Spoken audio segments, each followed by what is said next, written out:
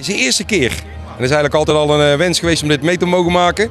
En ik heb al met heel veel artiesten gesproken. En er was zoveel love over, ik denk nou ga ik een keer mee. En heb je hier al opgetreden? Nee, waarschijnlijk vanmiddag of morgen. Ik sta eigenlijk als reserve.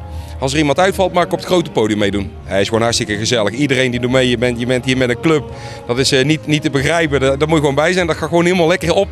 Alles hartstikke goed. Ik heb een splinternieuw nummertje. Jij kunt zeggen wat je wilt. Er is al een clip opgenomen. We gaan er hier waarschijnlijk ook nog een opnemen. En die komen natuurlijk weer bij TV Oranje. Jij kunt zeggen wat je wilt. Dat is eigenlijk een soort Frans-Duits nummertje. Jij denkt maar een nummer ongeveer in die trend. Een leuk foxtrotje. Ik heb ook van Hazes het nummer van Waarom opnieuw opgenomen. Ook een clip van gemaakt. Kom ook bij TV Oranje. Dus ja, ik hoop dat ze veel gaan stemmen. Ik heb toch een beetje het levenslied. Ik ga er echt helemaal in op. Dat zie je eigenlijk ook in de clip van Waarom.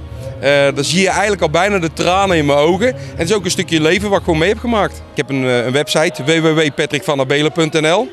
Ik wil nog een hele leuke hypes gaan maken. Ik heb er eentje gehad, die is eigenlijk helaas verwijderd door omstandigheden. Dus ik ga er even flink tegenaan.